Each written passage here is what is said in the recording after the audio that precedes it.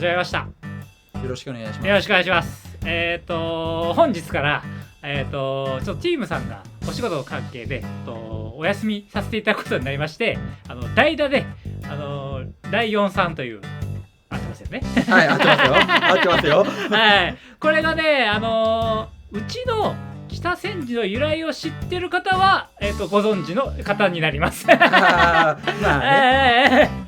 なんですが、まあ一応その北千住ゆかりある方ということで、ライオンさんにお願いすることになりました。はい、よろしくお願いいたします。はい、今日からよろしくお願いします。はい。はい。で、一応2人でこれからやっていきますんで、あと他にも代打誰か出てくれるかもしれないんで。そうですね。はい。一応チームさんがいない間、つないでいきたいなと思ってます。はい、お願いします。で、ライオンさんがどんな感じの人物像なのかっていうのを、いろいろちょっとだけ自己紹介がてら聞きたいんですけど、まずマジック歴何年くらいですか？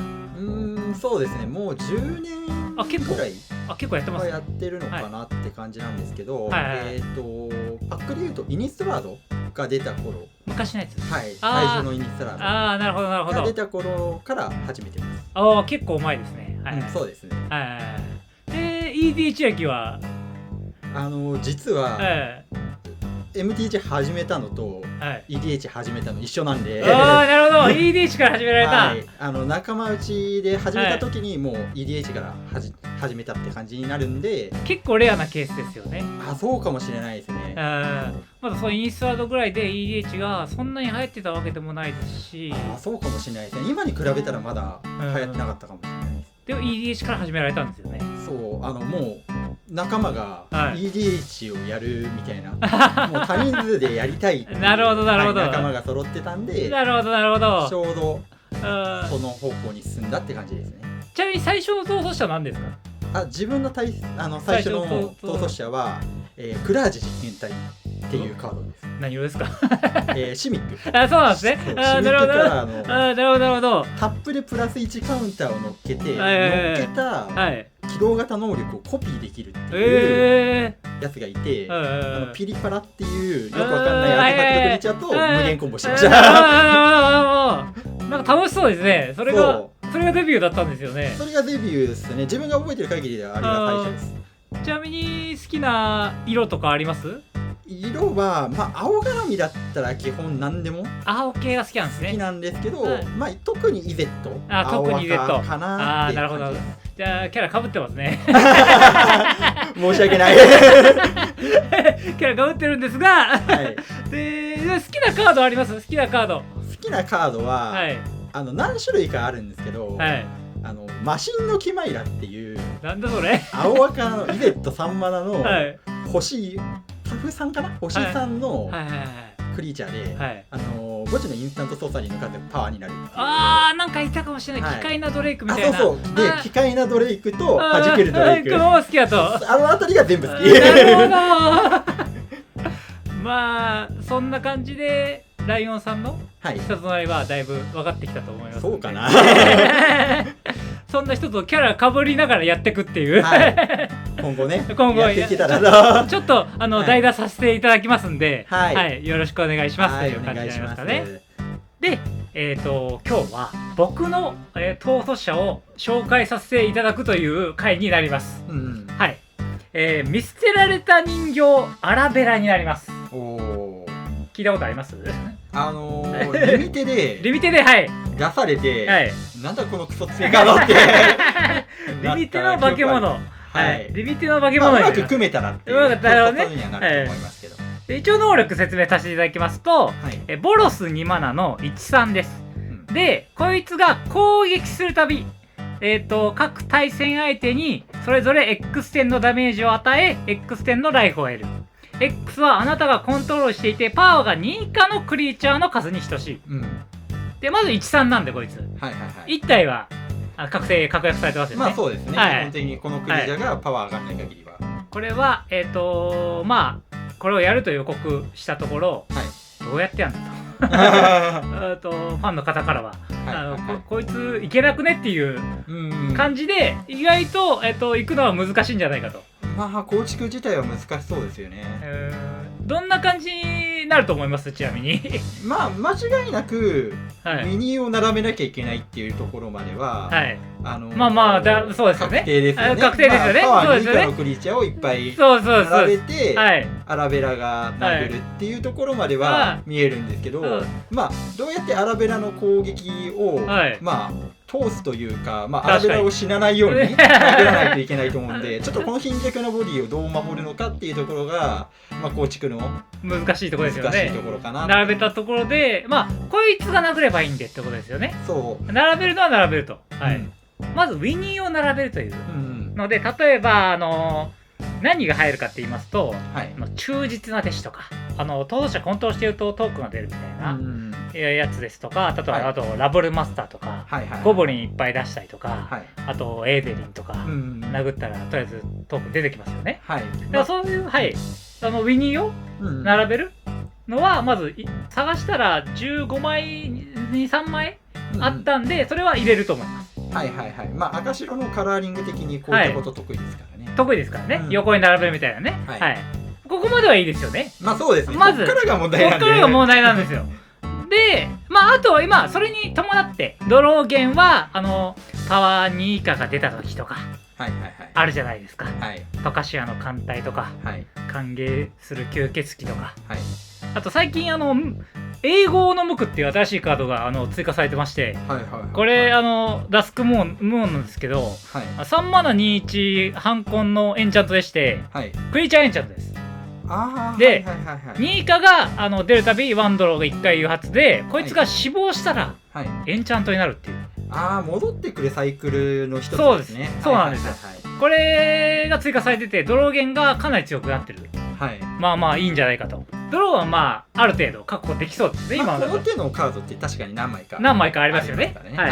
あとはパワー3以上破壊とか、パワー4以上破壊とか、まあなかなか構築じゃ見ないけど、まあパワー参照して破壊するっていうカードはあったりしますよね。とか普通に使えちゃったりとか、ラスはそれでラスできて、ラスするそういったタイプのカードか。そういったタイプのカードがあるんですよ。これ結構あります。探せば 4,5 枚あります。なるほど。あります。でそれでラスしていただいて、でじゃあどうすんだということになるじゃないですか。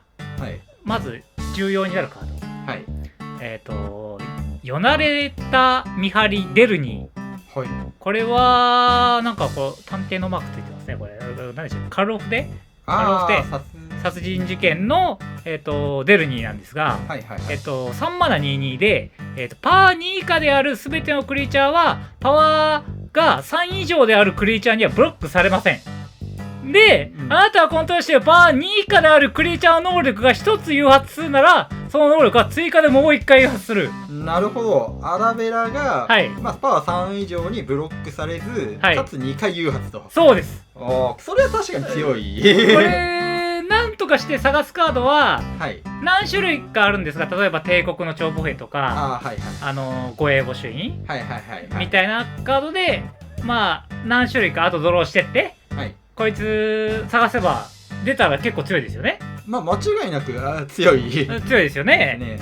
で今の感じで言いますと、要はブロックされなきゃいいんですよ。この勝利の神イロアスというカードになるんですが、これボロスの神なんですが、74破壊符を置いときまして、新人7っていうのも置いときまして、で、あなたがコントロールするクリーチャーは2体以上のクリーチャーによってしかブロックされない。まず威迫ですね。まあ威迫は別に昔の置いときまして、その下が重要なんですが、あなたがコントロールする攻撃クリーチャーに与えられる全てのダメージを軽減します。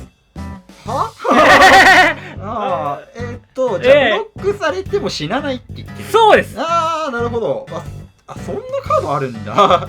で白なんでエンチャントサーチできます。まあそうですね。で紙サーチはこれできなかったんですけど、紙サーチっていうのがあるんですけど、裏面が青白だったんで、これだ使っててびっくりしました。レギュレーション違反だね。たまに裏面がね違うカードねありますからね。でこの一応エンチャントサーチは結構あると思いますんで、でサーチしていただいて、これ重要になってきます。あとはそれ以外に精神異常とかっていうカードなんですけど、はい、4マナの、エンチャントで、はい、クリーチャーがブロックされなくなります。すごいですね。ブロックできなくなります。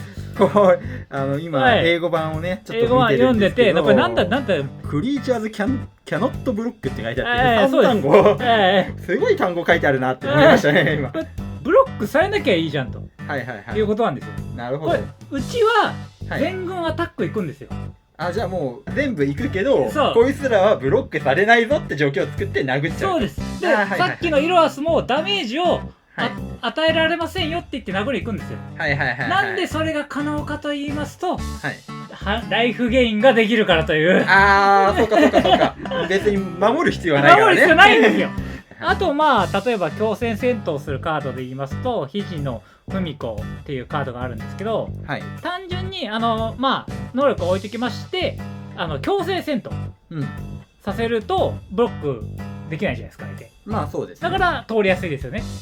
で強制戦闘するカードは結構あります。なるほどなるほど。確かに強制戦闘を仕掛け入れるカード自体は赤にそこそこありますよね。そうですね。あと例えばかなりマニアックなカードを探してきたんですが、巨岩の門という誰も知らないカードがあるんですが、門ですか？土地じゃないんですか？2マナのアーティファクトなんですが、あなたがコントロールする攻撃しているクリーチャーに与えられる全ての戦闘ダメージを軽減しゼロにする。じゃあさっきのイロアスと同じ能力のアーティファクト2マナこれ強いでしょこれ。面白いな。これあなたが強いな。だからとにかくいいんですよ。殴りに行っちゃえばいいんですよ。で別にブロックされても誘発するからね。誘発するんで。でアラベラを誘発してライフをどんどん吸い取っていきます。なるほどなるほど。で一応ワンチャンですよ、今のが来なかった状況でも、これ殴りに行きました、誘発します、でなかったとしましょう、じゃあなかったとしてもこいつが勝ち合って死にました、もう一回出し直せばいいんです。そのターンこれ2マナなんですよ。そうですね、軽いですよね、だいぶ軽いです、なんで再展開し直すという方法もあります一応。確かに2マナの逃走者だったら、全然出し直し何回ね、もう2回ぐらい死んでも最悪だぜ。全然いきますなんで一応誘発しやすいということになります。なるほど。で一応フィニッシュカードのお話なんですけども、フィニッシュカードは例えばなんですが、このカードご存知ですか？類壁からの挑発というカードなんですが、これボロスのフィニッシュカードとしてすごい有名なカードなんですけど、5マナのソーサリーで全てのクリーチャーを思想してそれらはブロックできないっていうカードなんですね。次のターンまでで全員思想してもう一周回ってきて、こっちのターン1回目殴りにいけるっていう。じゃあ実質2回アンブロみたいな感じになる。そう、ほぼ追加ターンと一緒です。それは過言じゃない、さすがに。それはさすがに過言じゃないかな。手に入んないかもしれないんですけど、結構最近人気のカードで、これはかなり強いです。なるほど。これボロスといったら最近はこのカードがかなり有名なカードになります。で他にも今の勝ち筋で言いますと、今を生きる、いわゆる追加戦闘ですね。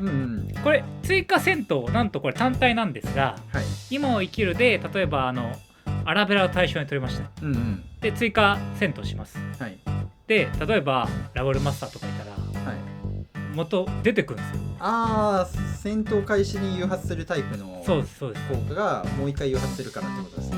でクリーチャートークンが出てきてアラベラが誘発して、さらに点数を稼げて今を生きるフラッシュバックしちゃったりとかして、2回分とかで、すごい確かにラブルいる状態でビに何体かいる状態でアラベラ3回殴ったら対戦相手ライフほぼない。フィニッシュできますよね。確かにこれフィニッシュカードなんですよ。アラベラが死ななければ、アラベラ死ななければさっきのね状態で死なない状態だったら、死なない状態作ればね。あと消熱の解放っていうこのカードご存知ですか？それはこれ知ってます。これ3倍になります。もう単純明快、単純明快3倍になればダメージ3倍ですから、一撃決まりますよね。